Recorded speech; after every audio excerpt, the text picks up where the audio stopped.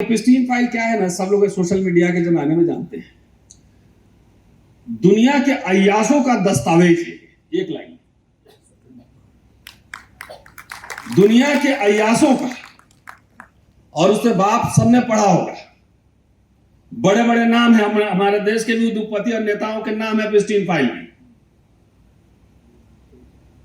और दुनिया के कई देशों के सुल्तान और राजा और प्रिंस और किंग और इंडस्ट्री सबके नाम। दलित राजनीति समाजवाद की ओर जा सकता था, वामपंथ की ओर जा सकता था, सेंटर के पास रह सकता था, लेकिन कहा गया क्या इन नेताओं को बाबा साहब की वो चेतावनी याद नहीं थी कि आरएसएस और हिंदू महासभा जैसे प्रतिक्रियावादी संगठनों, रिएक्शनरी ऑर्गेनाइजेशंस के साथ हमारा कोई समझौता नहीं होगा। क्या कारण है कि बाबा साहब के जाने के बाद बाबा साहब के नाम पर जितने नेता हुए, जितने पॉलिटिक्स इन्होंने किया, सब जो है ना संघ की ओर गए और कॉर्पोरेट की ओर गए। क्यों गए? शिक्षा और रोजगार हमारे समाज के लिए जीवन मरण का प्रश्न है। बार बार ये बात कह रहे हैं। इन दलित मिडिल क्लास ने शिक्षा और रोजगार के सवाल को गौण कर दिया। 1942 में एक नॉमिनेटेड आईसीएस ऑफिसर था, एक सेंट्रल मिनिस्ट्री में ठेकेदार था, और 1982 में कोट टाई वाले लोगों की भरमार हो गई। तो कोई शानदार उपलब्धि नहीं थी। देखिए, बाबा साहब के नाम पे मैं रोता नहीं, मैं भक्ति करता हूं। बाबा साहब को जिस दिन आप भगवान मान लिए, उसी दिन आप उनको डिफीट कर दिए। वो एक इंसान है, इंसान की तरह देखिए, उनकी समीक्षा भी होगी। तो रोने गाने का स्टोरी मेरे पास नहीं है।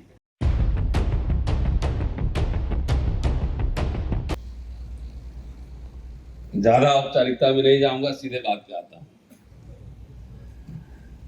क्योंकि बाबा साहब जब बोलते थे, भाषण करते थे, तो भाइयों और बहनों से ही संबोधित करते थे, सीधे पॉइंट पे बोलते थे। बहुजन हितकारिणी सभा की ओर से फूले अंबेडकर जयंती ये पर्व 2026 मनाया जा रहा है। इसके लिए आप सभी को बधाई। दूसरा, मैं दूसरी बार चंद्रपुर में आया हूं। एक बार 2018 में, तकरीबन आज से 7.5 साल पहले, मेरे 2 व्याख्यान होने थे। एक हुआ बड़े किसी संस्था में था, नाम नहीं लूंगा, ठीक नहीं है नाम लेना।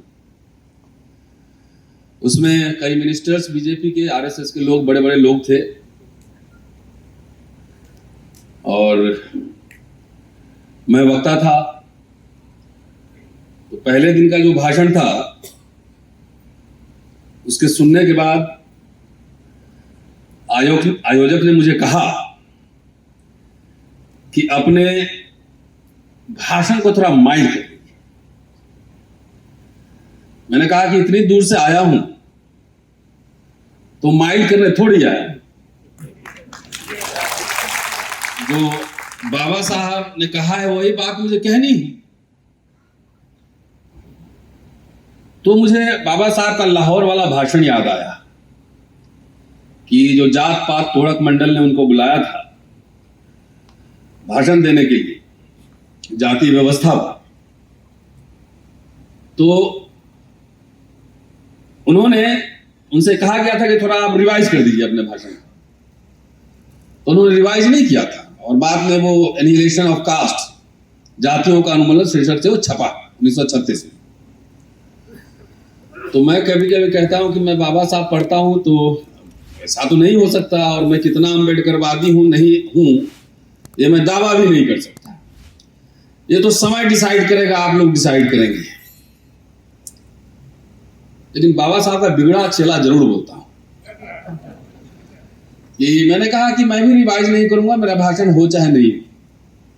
मैंने वहां भाषण दूसरे दिन नहीं दिया, और ये भी मैंने अपने से प्रण किया कि उस संस्थान में कभी बोलने भी नहीं जाऊंगा। कि जहां पे बाबा साहब के विचारों के कट्टर विरोधी बैठे, जो बाबा साहब के विचारों को दफन कर देना चाहते हैं, उससे खाली फंड लेने की और चंदा लेने के लिए अगर वो सर्वोपरि है तो इससे मंच पे मुझे नहीं रहना है। बहुत बढ़िया भाषण की, मैं तो मराठी नहीं समझ पाया, लेकिन उसका जो उसमें गर्मी थी, जो ताप था, टेम्परेचर था, वो समझ रहा था। और नागराले साहब ने बहुत बढ़िया भाषण किया, वो state and monetary state socialism पे। उसमें कहने वाला था कि जो शेड्यूल कास्ट मैनिफेस्टो था, उसमें भी ये सारी बातें उन्होंने मैनिफेस्टो में डाला। तो सवाल ये है कि मेरी इसी महीने हंस में एक लेख छपा है, लंबा लेख। हंस एक चर्चित मैगजीन है, दिल्ली से छपती है। उसमें academic journey of doctor Ambedkar की अकादमिक यात्रा, 1927 तक उनको पूरा डिग्री कंप्लीट करने में लगा, तकरीबन 14 वर्ष। अमेरिका से प्रोफेसर सेलिगमैन के साथ जो काम कर रहे थे, वो 26 या 27 में वो डिग्री मिली थी। तो मैंने कहा कि वो 14 साल वनवासी था, लेकिन अपने राजपाट के लिए नहीं, वो सदियों से, हजारों साल से दमित, शोषित, अपमानित जनता के अधिकार के लिए वो वनवास था, एकेडमिक वनवास था। बहुत सारी बातें होती हैं। अभी आपने कहा कुछ पॉइंट, मुझे अभी आऊंगा, टॉपिक में भी आऊंगा, 40 मिनट तो कम से कम बोलूंगा ही। तो बाबा साहब ने एकेडमिक यात्रा की है, बहुत शानदार। और बॉम्बे में भी बीए करने के लिए उनको 25 रुपया का मासिक फेलोशिप बड़ौदा महाराज ने दिया था, और बाद में भी दिया। साहू जी महाराज ने भी फंडिंग की। बाद में दोबारा बड़ौदा महाराज को उनके सुपरवाइजर सेलिगमैन ने लिखा कि अगर आप एक बार और इनको आप फंडिंग देते हैं तो ये बड़ौदा स्टेट के लिए सम्मान की बात होगी। देखिए, बाबा साहब के नाम पे मैं रोता नहीं, मैं भक्ति करता हूं। बाबा साहब को जिस दिन आप भगवान मान लिए, उसी दिन आप उनको डिफीट कर दिए।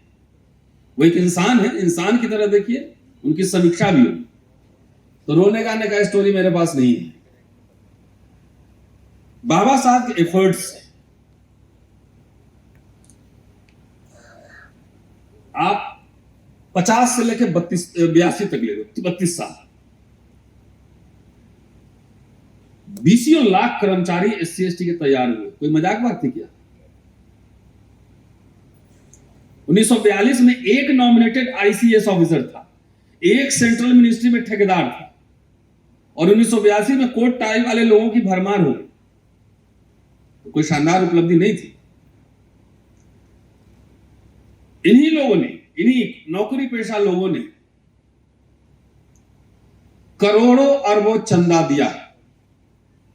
क्या दिया? बाबा साहब को मानते तो उनकी मानिए भी। बाबा साहब जिंदगी में जब उनका परिनिर्वाण हुआ, वो कर्जदार थे,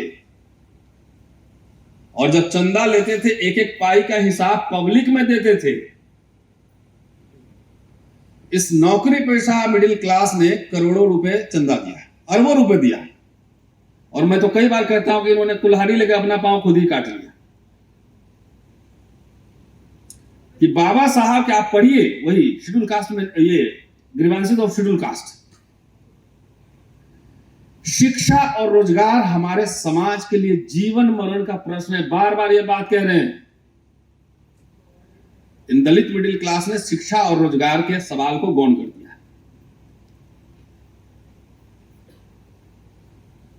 कोई सेमिनार, डिबेट बाबा साहब के नाम पर हो, फुले साहब के नाम पर हो, कोई सेमिनार, डिबेट दिन भर का philosophy of Ambedkar, what was the mission statement of Ambedkar, इसमें नहीं होता। नेक्स्ट बुक पे काम ही कर रहा हूं, अंबेडकर और शिक्षा का सवाल। उन्होंने चंदा लेकर पाई और गोल में सम्मेलन में नवाबों और राजाओं से भी 1345 पाउंड चंदा लिए थे हॉस्टल खोलने के लिए महाराष्ट्र में। गवर्नमेंट ऑफ इंडिया से 6 लाख रुपए लिए थे, 12 लाख इंटरेस्ट फ्री हैदराबाद के निजाम से लिए थे मिलिंद कॉलेज खोलने के लिए। कर्ज लेकर, चंदा लेकर वो संस्थानों का निर्माण कर रहे हैं। और 40-42 के बाद आप देखेंगे बाबा साहब शिफ्ट कर रहे हैं। वो टेक्निकल एजुकेशन पे ज्यादा फोकस कर रहे हैं। 3 लाख रुपए का स्कॉलरशिप दिलवाया वायसराय से कि दलित बच्चे विदेश पढ़ेंगे। मैं इस सवाल पूछना चाहता हूं, तब टॉपिक पे आऊंगा। कि बाबा साहब ने सबसे ज्यादा महाराष्ट्र को कंट्रीब्यूशन किया कि नहीं किया? भाई रिजर्वेशन आया तो देश भर में गया, लेकिन सारी संस्थाओं का, पीपल्स एजुकेशन सोसाइटी हो, बुद्धिस्ट सोसाइटी ऑफ इंडिया हो, सिद्धार्थ कॉलेज हो, मिलिंद कॉलेज हो, कोई भी इंस्टीट्यूशन, तो इतना बड़ा मिडिल क्लास जो करोड़ों अरबों चंदा इकट्ठा कर सकता है, उसने एक बाबा साहब क्यों नहीं पैदा किया? और मैं आपके माध्यम से, इस मंच के माध्यम से देश भर के दलितों से सवाल पूछना चाहता हूं, एक स्कूल क्यों नहीं खोला? 4 हॉस्टल बाबा साहब ने बनवाए थे कोल्हापुर में, और नाम में भूल रहा हूं, बहिष्कृत हितकारिणी सभा के लिए।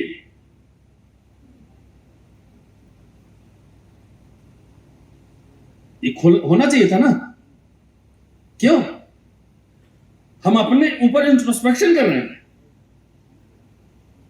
अपना पुनरावलोकन कर रहे हैं।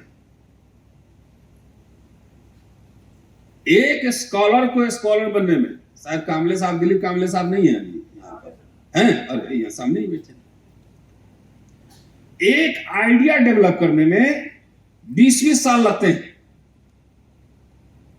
ठीक है ना वाइस चांसलर साहब? सोशल साइंस और टफ है।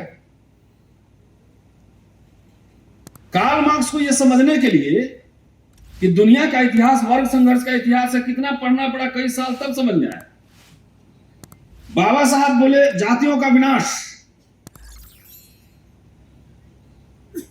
जातियों का विनाश करेंगे। बाबा साहब economics, sociology, history, political science ये पढ़े थे, लॉ पढ़े थे। सवाल मैं उलटता हूं फिर, एक हिस्टोरियन को, एक पॉलिटिकल साइंटिस्ट को, देखिए प्रोफेसर तो बहुत मिल जाएंगे आप,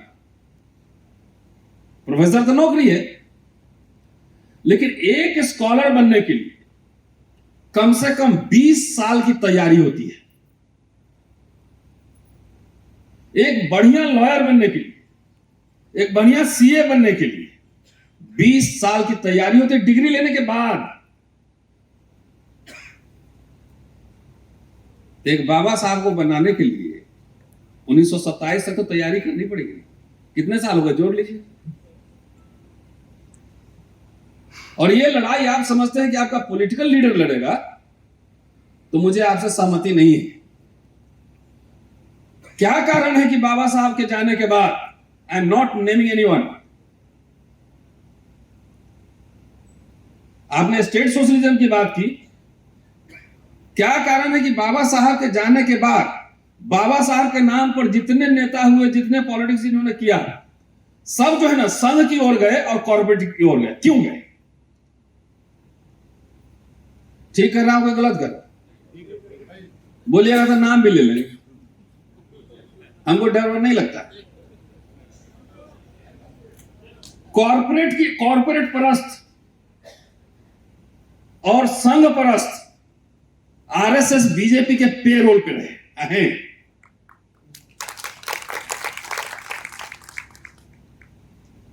सही है, गलत है साहब? एक नेता बताइए, दलित राजनीति समाजवाद की ओर जा सकता था, वामपंथ की ओर जा सकता था, सेंटर के पास रह सकता था, लेकिन कहा गया? क्या इन नेताओं को बाबा साहब की वो चेतावनी याद नहीं थी कि आरएसएस और हिंदू महासभा जैसे प्रतिक्रियावादी संगठनों, रिएक्शनरी ऑर्गेनाइजेशंस के साथ हमारा कोई समझौता नहीं होगा और हिंदू राष्ट्र अभिशाप होगा इस देश पर? क्या इन नेताओं को नहीं पता था? बाबा साहब को नहीं पढ़ा था ये बात? मैं अम्बेडकरिज्म का स्टूडेंट नहीं हूं, मैं पॉलिटिकल साइंटिस्ट नहीं हूं, और इसके लिए जिम्मेदार आप लोग भी हैं कि आप लोग अपने पांव से कुल्हाड़ी लेके अपना पांव काट रहे हैं। मैं आप लोगों का मतलब सिर्फ हॉल के लोगों को नहीं एड्रेस कर रहा हूं, the entire this middle class, क्योंकि आप लोग जात जात के नाम पर उन्हीं को वोट देते हैं। अब आपके वोट की कोई बार्गेनिंग पावर नहीं है, कोई मानता भी नहीं वोट आपसे। आप वोट दे दो, आपके नेता को खरीद लेगा, बात खत्म हो गया, क्या करना है। बेसिक बात समझने की जो बाबा साहब का कोर आइडिया है। बाबा साहब क्या हिंदू राष्ट्र की वकालत कर रहे थे कि सेकुलर राष्ट्र चाहते थे? इतना बात मुझे कोई समझा दे। आपका हित, अभी आ रहा हूं, उसी पॉइंट पे आ रहा हूं, कहां सुरक्षित है? लेकिन रिजर्वेशन बाबा साहब लिख के गए इसलिए मिल रहा है, ये क्या बात पूरी तरह सही है?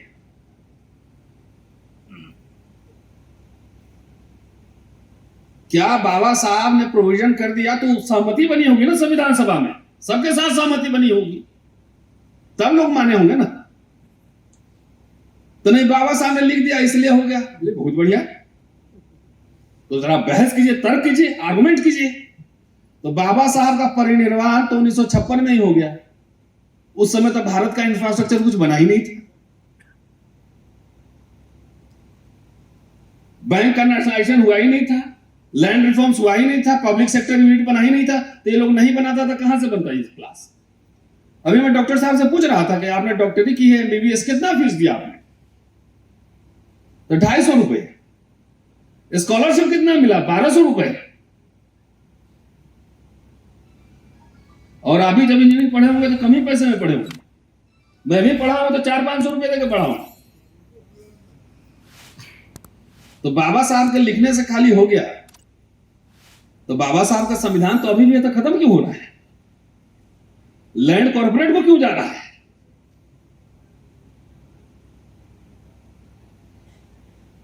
ये सवाल नहीं पूछेंगे। एजुकेशन महंगा क्यों हो रहा है? सरकारी नौकरी खत्म क्यों हो रही है? ये तमाम सवाल है जो आपको अपने आप से और अपने नेताओं से जरूर पूछना चाहिए। ये इनिशियल रिमार्क है। उसके बाद जो आधा है इधर एपिस्टीन फाइल और संवैधानिक लोकशाही और स्त्री मुक्ति का सवाल, यही ना आह्वान। तो एपिस्टीन फाइल क्या है ना, सब लोग सोशल मीडिया के जमाने में जानते हैं। दुनिया के अय्यासों का दस्तावेज है, एक लाइन, दुनिया के अय्यासों का, और उसके बाप सबने पढ़ा होगा। बड़े बड़े नाम है हमारे देश के भी उद्योगपति और नेताओं के नाम है एपिस्टीन फाइल में, और दुनिया के कई देशों के सुल्तान और राजा और प्रिंस और किंग और इंडस्ट्रीज सबके नाम है। और 21वीं सदी में यह हो रहा है, जो कि मॉडर्न डेमोक्रेटिक सेटअप, इसमें यह हो रहा है। और क्या देखिए, आप वीडियोस देखिए, उसमें जो सोशल मीडिया पे हमारे पास वही इंफॉर्मेशन है। छोटी छोटी बच्चियां हैं, मैं हैवानियत है। मतलब शरीर एक वस्तु है, ये पूंजीवाद के साथ पूरा पैकेज में आया है।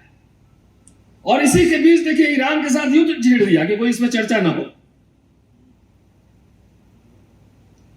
नेक्सस देखिए ना, हमारे प्रधानमंत्री जी को धमकाता है मोदी बार बार, पॉलिटिकल करियर खराब कर देंगे।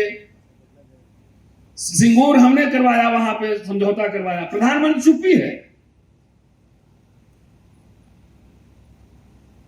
यह सब घटना नहीं, संकेत है नेक्सस का। अरे आप हमारे देश ही में कितना फाइल चल रहा है अभी देखिए, आपके यहां एक खरात है अभी,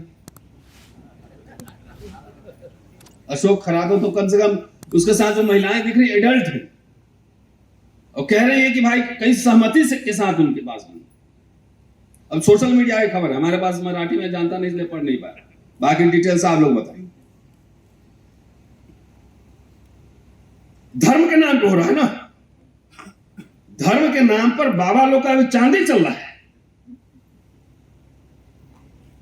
जितने इस तरह के सेक्सुअल हैरेसमेंट के केस में आ रहे हैं, जाके उठा के देखिए सबका रिश्ता कहां से जुड़ा हुआ है। अरे वो छोड़िए, हमारे देश में 6ठी शताब्दी से देवदासी सिस्टम है, वो क्या है?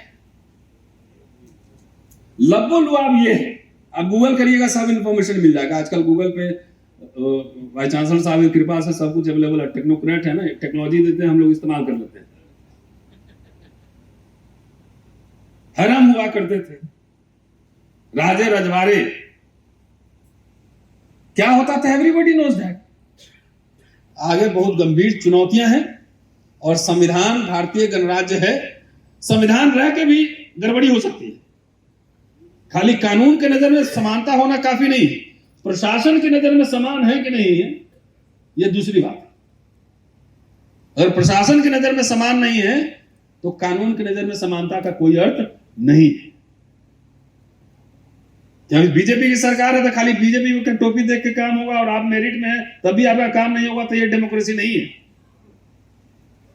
तो डेमोक्रेसी पे अभी भयंकर खतरा है, लोकशाही पे खतरा है, संविधान पे खतरा है। हम नहीं कर रहे, यही लोग कह रहा है 400 पार में संविधान बदलेंगे, यही लोग कह रहा है, इसीलिए हम मजाक करने आए हैं। शुक्रिया, जय हिंद।